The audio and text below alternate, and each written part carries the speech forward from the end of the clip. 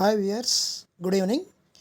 DSC content, T H creations, social studies, 8th class polity, lesson 2 part 1 లౌకిక తత్వము అవగాహన టాపిక్లోంచి కొన్ని విషయాలను పరిశీలిద్దాం.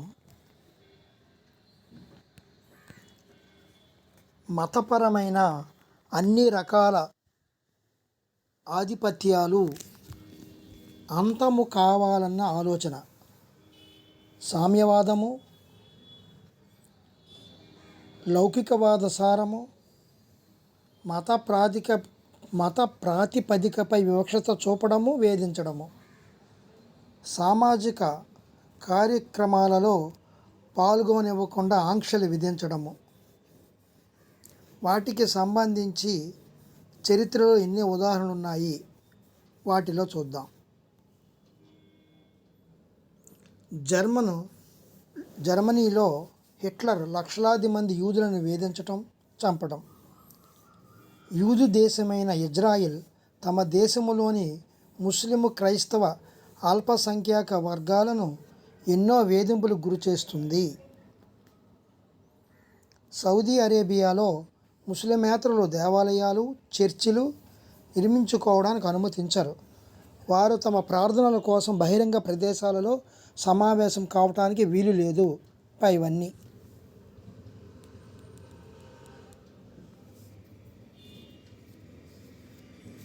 ఏ భావనకు అనుగుణముగా భారతదేశం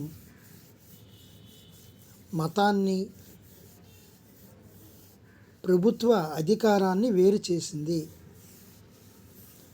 అందరికీ మత స్వేచ్ఛ అన్న భావనకు,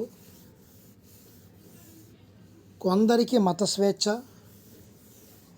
1 మరియు 2 పైవేవి కావు.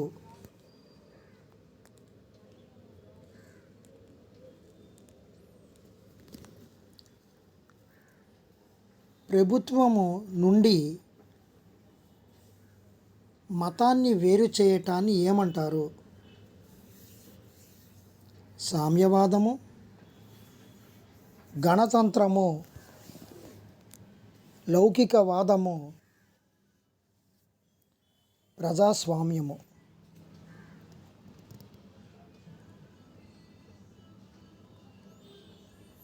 అధిక సంఖ్యాకుల ఆధిపత్యాన్ని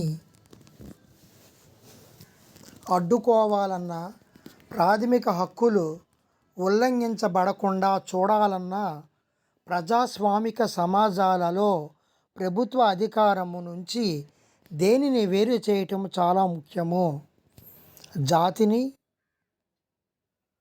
మతాన్ని, కులాన్ని 1 మరియు 2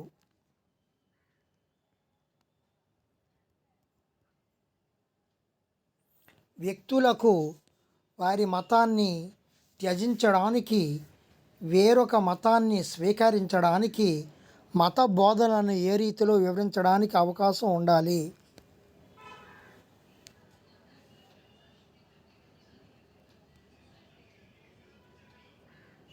భిన్నమైన రీతిలో ఉండాలి. భారతదేశం లౌకిక రాజ్యముగా ఉండాలని ఏది నిర్దేశిస్తుంది?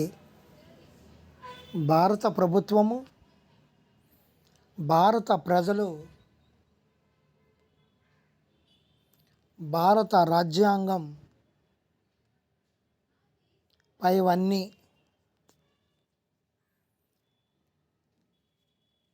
ఈ క్రింది ఉద్దేశాలను లౌకిక రాజ్యము మాత్రమే సాధించగలదని భారత రాజ్యాంగం భావిస్తుంది. ఒక మత వర్గపు ఆధిపత్యం చెలాయించదు. ఒక మతంలోని కొంతమంది సభ్యులు అదే మతంలోని మరో కొంతమంది సభ్యులపై ఆధిపత్యం చెలాయించరు. ప్రభుత్వం ఏ ఒక్క మతాన్ని వ్యక్తులపై బలవంతంగా రుద్దదు. వ్యక్తుల మత స్వేచ్ఛను హరించదు. ఇవన్నీ పై ఆధిపత్యాలను నివారించడానికి భారతదేశం ఏ ఏ విధానాలను అవలంబిస్తుంది?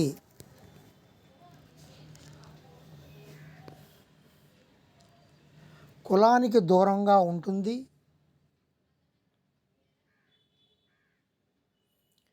మొదటగా మతానికి దూరంగా ఉంటుంది, జాతికి దూరంగా ఉంటుంది, పైవేవి కావు. భారతదేశంలో మత విషయంలో భారత రాజ్యం ఒక మత సమూహము వారిచే పాలించబడదు.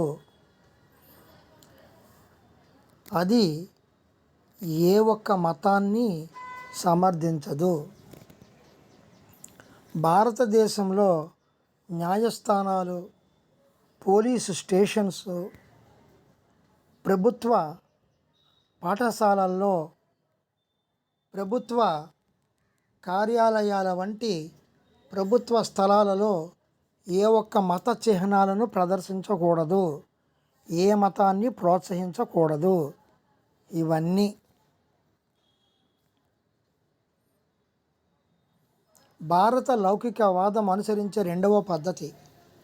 జోక్యం చేసుకోకపోవడం అనే విధానాన్ని అనుసరించడం ద్వారా ఆధిపత్యాన్ని నివారించకపోవడం, జోక్యం చేసుకోవడం అనే విధానాన్ని అనుసరించడం ద్వారా ఆధిపత్యాన్ని నివారించడం, జోక్యం చేసుకోకపోవడం అనే విధానాన్ని అనుసరించడం ద్వారా ఆధిపత్యాన్ని నివారించడం, జోక్యం చేసుకొని ఆధిపత్యాన్ని నివారించకపోవడం.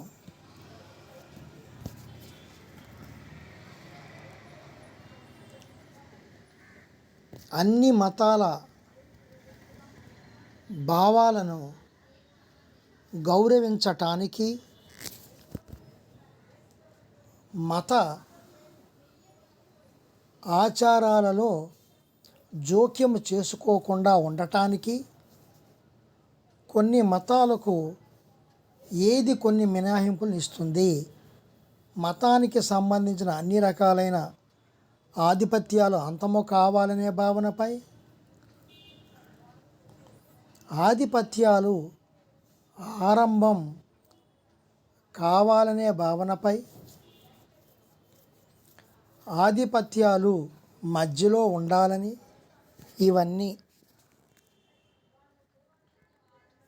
భారతీయ లౌకిక విధానం ప్రకారం ప్రభుత్వము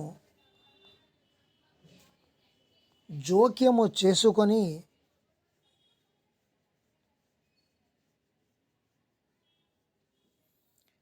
మెజారిటీ మతస్థుల ఆధిపత్యాన్ని నివారిస్తుంది. ఏ లక్షణము? 1, 2, 3, 4.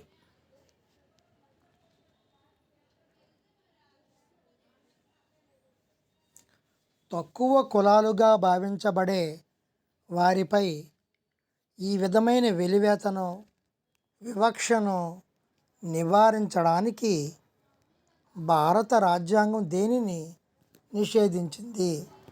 కలుపుకునేతనం, విడదీసే తత్వము, అంటరానితనాన్ని.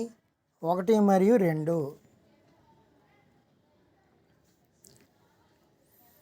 ఈ సందర్భంలో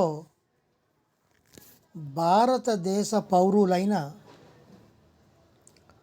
తక్కువ కులాలుగా భావించబడేవారు వివక్షకు, వెలివేతకు లోను కాకుండా